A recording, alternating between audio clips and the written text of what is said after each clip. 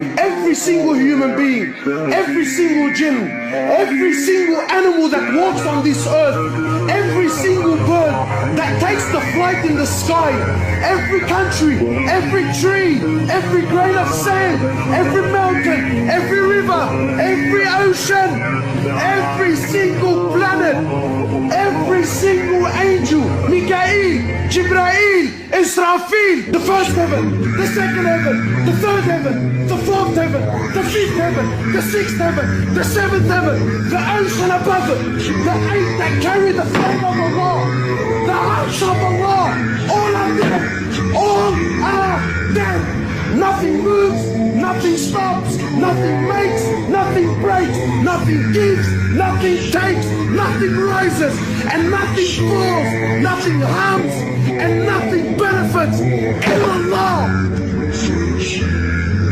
Allah doesn't need anything, anyone. We need Him. If your heart is made distant from Allah because of something that happened to you, that is a punishment. And if your heart became closer to Allah as a result of something that happened to you, it was the biggest blessing. Whether positive or negative is besides the point. You know what that means?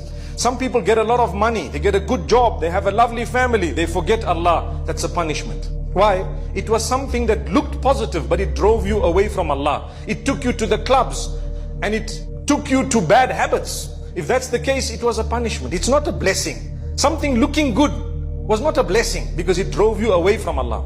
And on the other hand, something that was looking so bad, you lost your job, you lost your limbs, you had an accident, someone passed away, etc. If it made you come for salah and change your life, wallahi, that was a blessing from Allah.